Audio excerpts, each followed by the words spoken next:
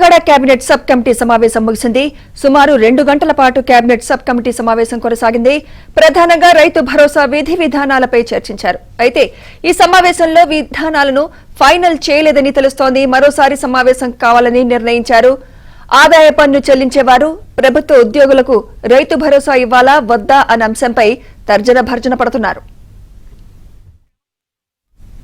ఇదే అంశంపై మరింత సమాచారం మా ప్రతినిధి నరసింహరావు అందిస్తారు. నరసింహరావు.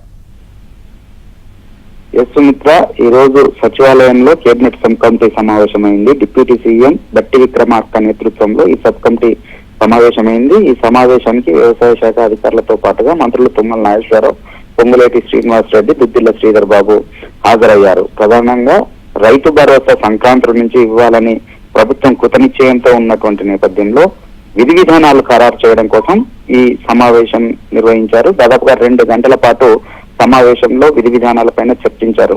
వాస్తవానికి గతంలో రైతు బంధు పథకాన్ని ఎవరెవరికి ఇచ్చారు, దానిపైన రైతుల నుంచి ఏ విధమైనటువంటి అభ్యంతరాలు వచ్చాయి, సో కొత్తగా రైతు భరోసా ఇవ్వడం కోసము క్షేత్రస్థాయిలో అధికారులు నిర్వహించినటువంటి సమీక్ష సమావేశాల్లో గ్రామ స్థాయిలో రైతుల నుంచి ఏ విధమైనటువంటి ఫీడ్బ్యాక్ వచ్చింది, సో ఇప్పుడు కొత్తగా ఎవరికి రైతు భరోసా ఇస్తే బాగుంటుంది అనేటువంటి అంశం పైన కులంకషంగా దాదాపుగా 2 గంటల పాటు చర్చించారు. అయితే ఇప్పటికే ప్రభుత్వం ఒక క్లారిటీ ఇచ్చింది.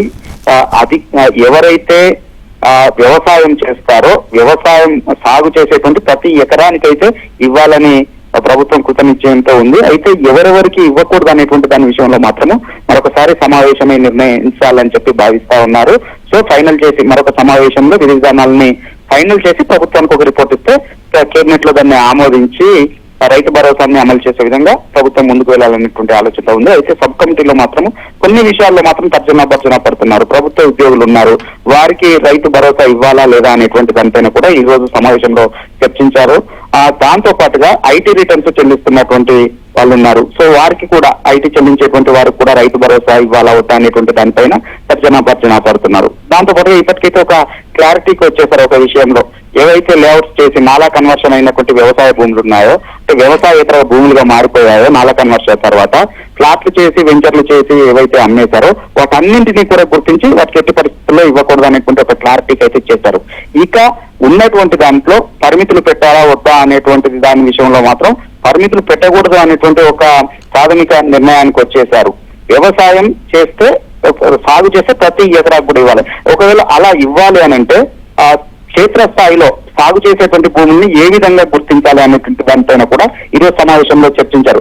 మాన్యువల్ గా గుర్తించాలంటే అంటే అగ్రికల్చర్ ఆఫీసర్లు ఉంటారు, విలేజ్ అగ్రికల్చర్ ఆఫీసర్స్, ఏవోలు అగ్రికల్చర్ ఆఫీసర్లు ఫీల్డ్ లోకి వెళ్లి ప్రతి ఎకరాన్ని గుర్తించడం సాధ్యమవుతుందా, అక్కడ ఏమైనా తప్పులు జరుగుతాయా, ఒకవేళ అది కాకుండా మరే ప్రత్యామ్నాయ మార్గాలు ఏమున్నాయి, శాటిలైట్ ద్వారా గుర్తించడం సాధ్యమవుతుందా అనేటువంటి ఈ అంశాలన్నింటిపైన కూడా కులంకషంగా చర్చించారు. అయితే ఫైనల్ గా విధి విధానాలను మాత్రం ఫైనల్ ఇంకా చేయలేదు. కొన్ని ప్రాథమికంగా కొన్ని విషయాల్లో ఒక నిర్ణయానికి వచ్చినప్పటికీ మరొక మారు సమావేశమై వీటిని ఫైనల్ చేసి ప్రభుత్వానికి కేబినెట్ అప్రూవల్ కోసం పంపించాలనేటువంటి నిర్ణయంతో ఈ రోజు సమావేశాన్ని ముగించారు. Right, thank you Narasimharao.